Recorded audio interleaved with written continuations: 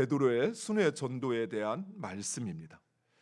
스데반의 순교로 촉발된 박해로 인해 복음은 예루살렘에서 사마리아와 온 유대로 확산되었습니다. 유대의 도시마다 복음이 전해지고 또 그곳에 예수의 공동체가 세워졌습니다. 예수님께서 사도행전 1장 8절에서 말씀하신 대로 복음은 예루살렘과 온 유대와 사마리아로 전해지고 그곳에 교회가 세워지기 시작한 것입니다. 사랑하는 성도 여러분, 이처럼 하나님의 일하심은 참으로 놀랍습니다. 도저히 이루어질 수 없는 상황 속에서도 말씀하신 것은 반드시 이루어지는 것입니다. 또한 우리가 생각하지 못하고 상상하지 못한 방법으로 하나님의 말씀이 이루어지는 것을 볼 수 있습니다. 오히려 핍박이 오면 우리는 절망하고 포기하고 그리고 모든 것을 내려놓을 것이라 생각을 했는데 오히려 핍박이 찾아와 그 복음이 예수님이 말씀하신 대로 온 유대로 사마리아로 확산되어지고 그곳에 교회가 세워지는 것입니다. 따라서 우리는 우리의 상황과 현실로 인하여 절망하거나 결코 포기해서는 안 된다는 것입니다. 오직 하나님의 말씀을 붙잡고 끝까지 순종하면 하나님께서 하십니다. 우리의 생각에는 안 될 것 같아요. 아니, 이렇게 하면 결코 이루어질 수 없을 것 같아요. 아니, 차라리 포기하는 게 더 나은 것 같아요. 그러나 하나님께서는 그 말씀하신 그것을 우리의 생각하지 못한 방법으로 이루신다는 것입니다. 유대 곳곳에 교회가 세워지자 베드로는 각각의 공동체를 살펴보기 위해 순회 전도를 합니다. 새롭게 시작된 교회에 예수님의 수제자요 먼저 예수를 믿었던 베드로의 방문은 큰 위로와 힘이 되었을 것입니다. 종종 교회에서 우리 성도님들과 함께 단기 선교를 계획합니다. 우리가 단기 선교를 가면 준비한 여러 가지 활동도 하고 도움을 주지만 꼭 그것이 아니어도 현지 성도들에게 먼저 예수를 믿은 성도들 또 그 예수를 믿음으로 인하여 하나님의 은혜를 누린 그들의 방문과 그리고 그들이 함께하며 기도한다라는 것, 그것만으로도 현지 성도들에게는 큰 위로와 힘이 되어집니다. 예수를 믿는 것으로 인하여 핍박당하고 있는 그들의 현실 속에서 오히려 다른 나라에서 먼저 예수를 믿어 그들도 핍박당했지만 그러나 이제 그 예수를 마음껏 자랑하고 증거할 수 있는 그런 은혜를 누리고 있다는 사실, 그것만으로도 그들에게는 소망이 생겨나는 것이에요. 몇 달 동안 언어 연습해서 활동도 준비해서 가서 그들과 활동을 하는 것도 의미 있어요. 하지만 베드로가 유대 곳곳에 세워진 교회들을 방문하면서 그들을 만나고 그들을 위하여 기도할 때 하나님께서 그들을 현지인들에게 예수를 믿기 시작한 사람들에게 위로와 힘이 되었던 것처럼 오늘날 우리가 이제 예수를 믿기 시작한 이들을 찾아가 그들과 함께하고 또 그들을 위하여 기도하는 것, 그것은 예수를 믿기 시작한 그들에게는 엄청난 위로와 힘이 되고 소망이 되는 것입니다. 또한 본문에서 사도 사울에 대하여 이야기를 하다가 이쯤에서 베드로의 순회 전도를 기록한 이유가 있습니다. 그 이유는 내일 말씀에서 분명하게 드러납니다.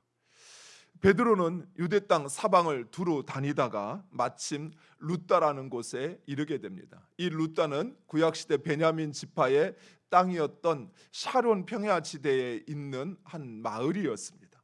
물론 그곳에도 제자들이 있었고 베드로는 그곳에서 애니야를 만나게 됩니다. 참고로 애니야는 여자가 아니라 남자입니다. 이름이 애니야라고 이야기하다 보니까 사람들이 여자 그리고 또 이어서 바로 다비다가 나오니까 여자로 생각하는데 헬라어에는 남성형으로 되어 있습니다. 남자입니다. 어쨌든 그런데 애니야가 성도였는지 아니면 불신자였는지는 정확히 성경에 기록하고 있지는 않습니다. 다만 그가 8년 동안이나 중풍으로 인하여 고통당하였다라고 말씀하고 있습니다. 그런데 베드로가 이 애니야를 보자 그에게 치유의 기적을 베풀게 됩니다. 그런데 베드로는 내가 너를 치료하겠다라고 말하지 않고 치료하시는 분은 예수 그리스도이심을 분명하게 선언합니다. 베드로는 애니야에게 예수 그리스도께서 너를 낫게 하시니 일어나 내 자리를 정돈하라 라고 말씀합니다. 이 말씀을 좀 자세히 뜯어보면 예수님께서 이 자리에 계시고 그리고 예수님께서 너의 형편을 아시고 그리고 너를 치료하기를 원하신다라는 말씀입니다. 그리고 그 베드로의 선포가 있자마자 애니야는 자리에서 일어나 나음을 잊게 됩니다. 그리고 그로 인하여 룻다와 사론에 있는 많은 사람들이 주께로 돌아왔다라고 성경은 말씀하고 있습니다. 사랑하는 성도 여러분, 여기서 우리가 도전받아야 될 게 있습니다. 베드로는 그의 사역을 통해서 자기 자신이 아니라 오직 예수 그리스도를 증거하고 그리고 사람들이 예수 그리스도께 돌아오게 하고 있다는 사실이에요. 우리는 우리의 삶과 또 우리가 행하는 그 일을 통해서 어떻게든 우리의 존재감을 드러내려고 합니다. 봐, 내가 하니까 되잖아. 봐, 내가 있으니까 일이 되어지잖아. 나 없으면 안 돼. 이게 사람들, 우리들의 마음이에요. 나 없으면 어디 한번 잘 되나 보자. 이게 사람들의 마음이에요.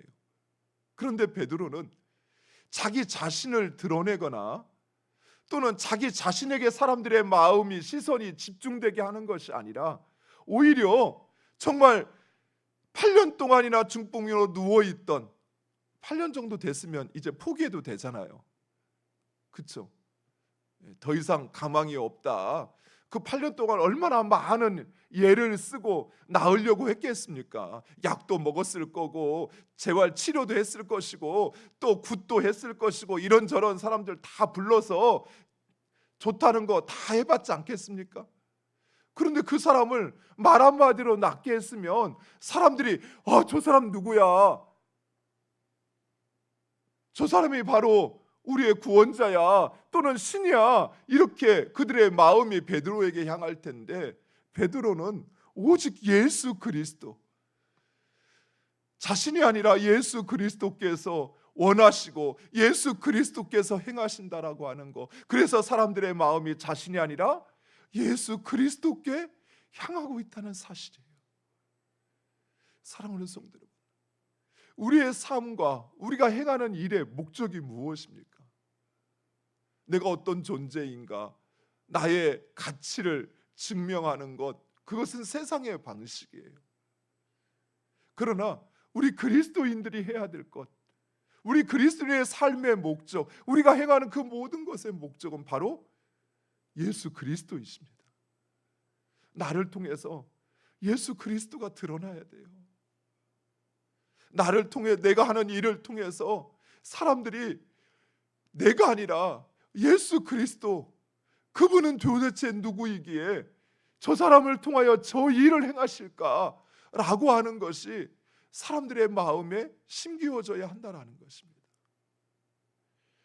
이것이 또한 하나님의 일하심의 원리요 방법인 것입니다. 이때 요바에 사는 제자들이 베드로를 찾아오게 됩니다. 요바는 룻다에서 서북쪽으로, 지금 베드로는 예루살렘에서 사방을 돌아다니다가 룻다로, 룻다에서 요바로, 그리고 요바에서 이제 내일 말씀에서 보면 가이사랴로 이동하는 것을 볼 수 있습니다. 요바는 우리가 구약 성경에서 자주 등장하는 것처럼 항구 도시로 그곳에도 빌립의 전도로 교회가 세워졌을 것이다 라고 이야기합니다. 그곳에 참 섬김의 삶을 살던 신실한 여제자 다비다라는 여인이 병이 들어 그만 죽게 되었습니다. 그런데 베드로가 요빠에서 멀지 않은 루다에 있다는 소식을 제자들이 듣고 급히 두 사람을 보내어서 베드로에게 이 요빠로 올 수 있도록 부탁을 했던 것입니다. 베드로가 요빠에 도착했을 때 다비다는 이미 죽어 있었습니다. 모든 과부들이 베드로가 도착하자 베드로를 둘러싸고 울면서 이 다비다가 평소에 지었던 겉옷과 속옷을 보여주었다라고 말씀합니다. 겉옷과 속옷이라고 하는 것은 이 다비다의 선행을 보여주는 것입니다. 즉 겉옷은 누군가에게는 생명을 의미하는 것입니다. 속옷은 누군가에게는 자신의 수치를 덮을 수 있는 것이죠. 그러니까 이 다비다는 다른 사람의 생명과 또 그의 자존심을 지켜주는 그렇게 섬김의 여인이요 신실한 제자였던 것입니다. 그러자 베드로가 곁에 있던 모든 사람들을 나가게 한 후에 간절히 기도하더니 다비다의 시신을 향하여 다비다야 일어나라 라고 선언을 합니다. 그러자 다비다가 자리에서 일어나고 베드로가 손을 들어 그녀를 일으키고 밖에 있는 모든 사람들에게 다비다가 살아났음을 증거하자 요빠에 사는 많은 사람들이 주를 믿게 되었다라고 이야기합니다.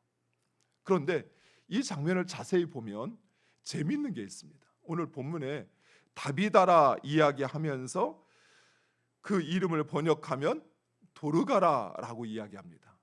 즉 다비다라는 이름은 헬라어였고 그녀의 아람어 이제 불려지는 이름은 도르가였습니다. 그런데 베드로는 도르가야 일어나라 하지 않고 다비다야 일어나라라고 이야기했습니다. 이것을 당시 하던 말로 아람어로 이야기하면 다비다 쿰, 다비다 쿰이라는 말은 일어나란 말. 다비다 쿰, 도르가 쿰 하지 않고 다비다 쿰이라고 이야기합니다. 누가 생각나죠? 야이로의 딸에게 예수님께서 말씀하셨던 소녀야 일어나라 달리다 쿰. 예수님께서 야이로의 딸, 죽은 딸을 살려냈던 것처럼 그리고 베드로가 다비다를 향하여 죽었던 그녀를 살려내는 것입니다. 즉 베드로는 자신이 그녀를 살리는 것이 아니라 예수님께서 야이로의 딸을 살리셨던 것처럼 다비다도 예수님이 살려낸다는 사실을 말씀하고 있는 것입니다. 베드로는 예수님께서 그 자리에 함께 하심을 믿었습니다. 그리고 예수님께서 그녀를 살려내신다는 사실을 이렇게 선언하고 있는 것입니다. 여기에 우리가 어떻게 다비다가 살아날 수 있었는가라고 하는 것을 좀 더 본문 전체를 보고 생각해 본다면 지체를 향한 성도의 사랑 그리고 사역자에 대한 믿음이 다비다를 살려낼 수 있었던 것입니다. 사랑하는 성도 여러분, 예수님은 지금 이 자리에 우리와 함께 하십니다. 그리고 예수님은 우리의 모든 것을 알고 계시고 고치고 치료하고 회복시키시기를 원하시는 분이심을 믿으시기 바랍니다. 우리가 그 믿음을 가지고 주님 앞에 간구하면 주님은 들으시고 우리의 기도에 반드시 응답하십니다. 물론 우리가 생각하지 못한, 우리가 상상하지 못한 방법으로 주님은 일하시지만 그러나 주님의 말씀은 반드시 이루어짐을 믿으시기 바랍니다. 그리고 또한 우리에게 진정 필요한 것은 우리가 진정 우리의 삶을 그리고 또 우리의 지체를 살려내기를 원한다면 우리에게는 그 지체를 향한 참된 사랑이 있어야 돼요. 이미 죽은 다비다를 위하여 20km나 떨어져 있는 루다의 제자들을 파송하는 그들, 또 파송되어서 그 베드로를 데려오는 그들의 그 사랑이 다비다를 또한 살려낸 것입니다. 사랑하는 성도 여러분, 우리가 지체들을 위하여 새벽마다 기도합니다. 하나님께서는 우리의 기도를 반드시 들으시고 응답하심을 믿으시기 바랍니다. 그리고 우리에게는 그저 입으로만 간구하는 것이 아니라 그들을 향한 진정한 사랑 속에서, 그리고 그 믿음 속에서 간구하면 주님 들으시고 응답하실 것입니다. 우리를 고치시고 죽은 자도 일으키시고, 그리고 우리를 구원하시는 하나님을 믿고 기도하는 우리 모두가 되기를 간절히 축원드립니다. 기도하겠습니다.